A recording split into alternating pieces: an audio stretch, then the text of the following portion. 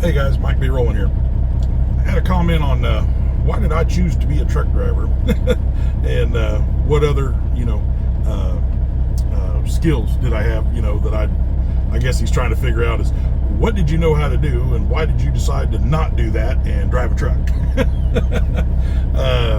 Well, two reasons. Number one, I'm lazy.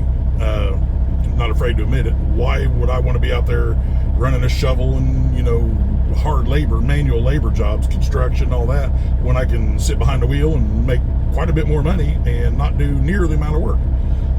That was a consideration of mine. Bear in mind, this is 18-year-old Mike. That's the way I looked at things back then. I don't want to work hard. I want to make a lot of money. What can I do that's not too hard that can make a lot of money? Possibly what I'm looking at doing now, driving a truck. But no, the real reason I got into it's my skill set growing up was always machinery. I grew up on the farm. I grew up out in the country, and I worked for my uncle, who was a farmer, and a rather big farmer. He had all sorts of equipment: dozers, front end loaders, backhoe, track hoe, the big Terragator, hog poop spreader for better, it had the 5 big wheels, the one in the front, a big 7,000 gallon tank, and the applicator in the back. I loved running that thing, man. I hated the smell of the crap, and hell, paid $10 an hour to run that, or $6 an hour to work on the farm. Of course, it's back in the late 80s, early 90s, dating myself here, but any chance I had to run the dozer, backhoes, just the power, the raw, it was always something I really enjoyed doing, was running heavy machinery. And in fact, what got me hooked on it was a practical joke. They all thought they were going to get a laugh out of me, and here I am, was I 15 years old at the time, and they're like, hey, there was a D6 flat track dozer sitting on a lowboy, a dovetail lowboy, and they said, hey, Mike, you like running equipment, don't you? And I'm like, sure, what do you need? And they're like, go out there, and that dozer's unchained, go ahead and back that dozer off that trailer and bring it around to the shop. We got to put a new roller under it, under the track. And I'm like, can I? And he's like, knock yourself out. Man, I made a beeline for that trailer and hopped up on that dozer, and I knew just what to do. And I knew, when you hit that dovetail and that dozer hits that pivot point, that it's going to, come off that ramp at the pivot, and then it's just going to, boom, and hit the track, and then you come on off, And them old dozers, they had we called it the oh shit bar, you got your blade over here and your shifter over here. So I came into R1 and picked the blade up, left it at an idle, just creeping it back and creeping, and I could see, I was sitting right next to a big shop, and it had windows in there, and I could see both of those windows just full of faces. They're watching, because they know what's coming. A young kid, when that dozer starts flipping, this kid's going to freak out. And I told myself, man up, they're watching. Don't give them the pleasure. When this dozer, I know it's going to rock, and when it does, I'm just going to stay right here in the seat and let her eat. And I came back and I got right to the point, and I'm inching it, and man, I tell you, I could not help myself. That big monster machine started to shift and come down on that ramp, and I reached up and grabbed that bar, and every one of them in that shop just lit up, man. They were laughing their asses off, and I brought her on down off the trailer, and went ahead and grabbed R2 and chunk, come off of there and spin it around, drove it around the back of the shop, pulled it in, and my uncle come around there and he says, I didn't think you had it in you, boy. He says, I'm proud of you. He said, we needed something to laugh at today, but that was like my first, running heavy machinery, the old hands laughing at the new hands, the young kid. And but they had to respect that I knew how to make that machine dance. He used to tell me, go out and clean the drainage rows in the middle of the field. There might be rocks, or some guy, they pick rocks whenever they're running the cultivators, and they just pile them up out there. Well, we'd go out there, and they eventually find their way down into the bottom, and I'd go down there with the dozer and push them out, and clean that thing out so the water could drain good. Hell, I enjoyed doing that. It was awesome. Nobody else wanted to do it. They called it a shit job. Me being 15 years old, I got to play on the dozer all day long, man. This thing is awesome. But that's what got me started, man. I'm running heavy machinery, and I've run some big stuff. The biggest thing I've ever run would be the Cat 992 front end loaders. I started working at a steel mill and running the 980s, and the 980 feeding the plant. And then the 988 was I was the hot mill loader. I'd go in and scoop up the steel and the slag whenever they'd spill it, and big 988s. And I thought that was the greatest thing since sliced bread. Chained on the front tires, just a monster of a machine. And then I went up north to a steel mill, and they had 992s. Whew. Yeah, it's like 3 stories tall, man. That's just, well, maybe not 3. It was like 2 stories tall. Man, it's a huge machine. I really enjoyed running those. My first mill had 35-ton off-road trucks, and the second mill up north had 50-ton off-road trucks. Just massive equipment. I really enjoyed it. But I knew at that time, well, when I was doing that, I'd started driving a truck. When I ran heavy machinery up until I was probably 20. Well, right till I turned 23, I ran heavy machinery and drove trucks, hauling the machinery around. So I'd haul my own machine to a job site, and then I'd do the job site, and then I'd load it up and haul it back to the yard when I was done. And then when I turned 23, my wife and I decided to get married, and the whole plan was, we were down in Florida at the time. The whole plan was to move back to Indiana and start my business, buy a truck and go into trucking and build my empire, And that's exactly what we did. We got married and moved back up home, and well, not for her, but for me it was back home. But moved back home, started my business, and never looked back. I've been in trucking ever since.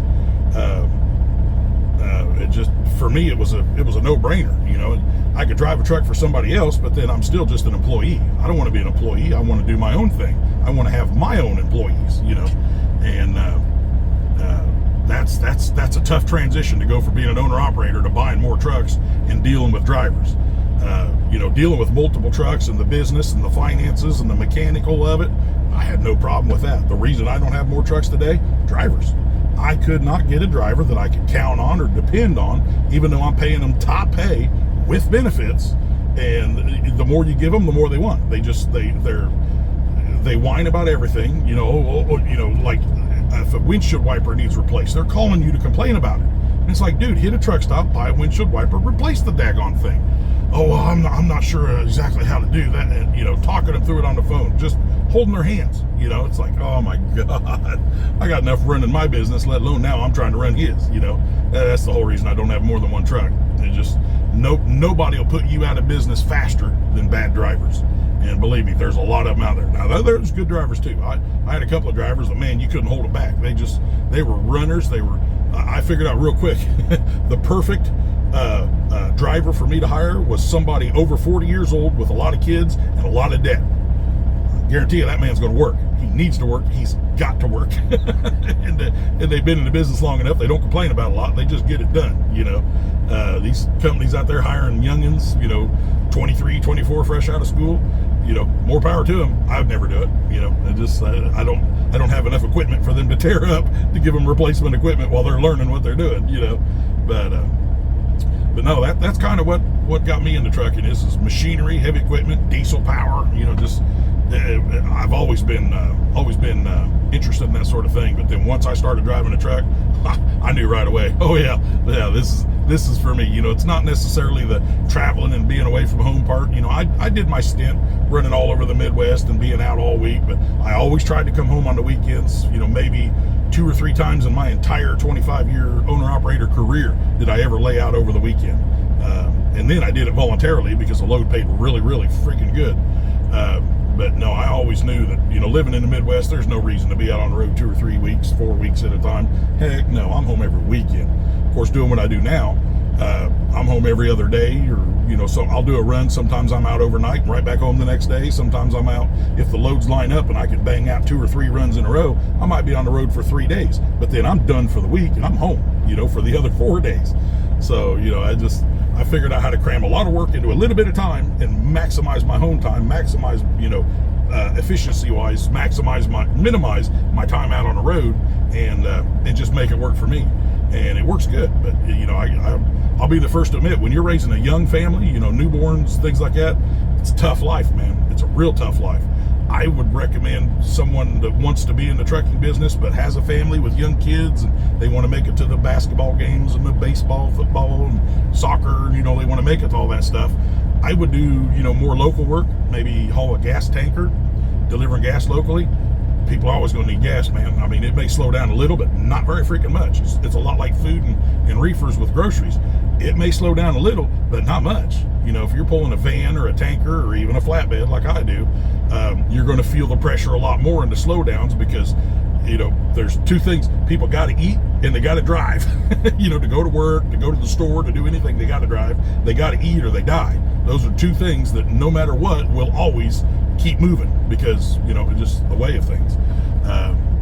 I hold groceries for a lot of years with that understanding in mind is man, when everything else slows down, I stayed busy. I stayed steady, you know, and it didn't pay real super good like flatbed in its prime, but, you know, it was steady and average all year long. So kind of, you know, give you an idea there. But on a flatbed, I figured out real quick that when the sun's shining, you make plenty of freaking money. I mean, you can really clean up in flatbed. You put that money, you know, save what you need to save and then build you a nest egg. And then when the times slow down, kick back. That's when you take your vacations. Well, we're pretty slow next week. I don't know what you're going to be doing. You know what? I'll just take the week off, you know, or just give me whatever you can. You know, you learn to adjust to the market cycles. At least I have. And it makes my life a whole lot easier. Because one thing that's going to happen is it's going to get busy for a time, then it's going to slow down for a time, and then it'll come back and get bit. It's a cycle, up and down, boom and bust. You know, that's what it does. This one right here is a little extraordinary, a little bit longer of a slowdown, but you know, I don't know. I think we could here in the last couple of weeks. We've seen a little bit of maybe it's just pent up demand that broke loose, but I've done pretty decent these last 2 or 3 weeks. You know, not stellar, but just a lot better than I have been doing. I don't know, maybe it's just pent up demand, but I really don't see the economy turning around. I mean, the unemployment numbers and the inflation numbers, everything points towards, holy shit, we're in trouble. You know, it doesn't point towards, woo, sunny day. You know, I see the light at the end of the tunnel. I don't see any light. If you do start seeing light, it's probably a freight train coming to run you over, because I don't see things getting any better anytime soon, at least till well after the election. I really don't see anything improving until at least the end of this year, maybe fourth quarter this year, probably more like first quarter next year might start to see signs of hope, and then by second quarter, man, up and running. If November goes the way we think, you know, we hope it's going to go. I hope it's going to go. I'll say it that way. If November goes the way I hope it's going to go, I would say first, second quarter next year is probably going to be pretty decent. In the meantime, just hang on, man. Tighten the belts, haul the loads, keep your head down, you know, stay positive, get it done. You know, that's best advice I can give anybody.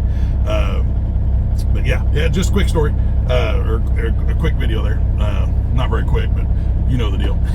Hey guys, if you like my channel, you know, the reason I do this channel, I'll say it again for the new subscribers, new viewers, I do this channel because I'm a 25-year owner-operator, and I want to give back the knowledge that I've learned over actually I've been driving for 30 years.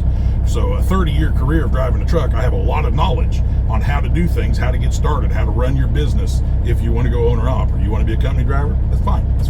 But you can still learn quite a few, you know. You watch the old hands and they'll teach you the fastest, easiest way to do something because they're tired of busting their ass to get it done. They want to figure out how to do it easier, you know. That's how I learned a lot of the tricks I've learned, just by watching older truck drivers, or, you know, it's kind of funny, and I don't want to sound like I'm putting anybody down, but you watch a overweight flatbed hauler, he's going to show you the easiest, fastest way, all kinds of little shortcuts on how to do it as easy as possible. I promise you. But yeah, that's the whole reason of my channel, is to give back information. So any questions you have, if you're interested in learning something, just give me a comment, throw a comment in the section there, comment section, and I'll crank out a video and answer your questions for you. Y'all like and subscribe. Talk to you later.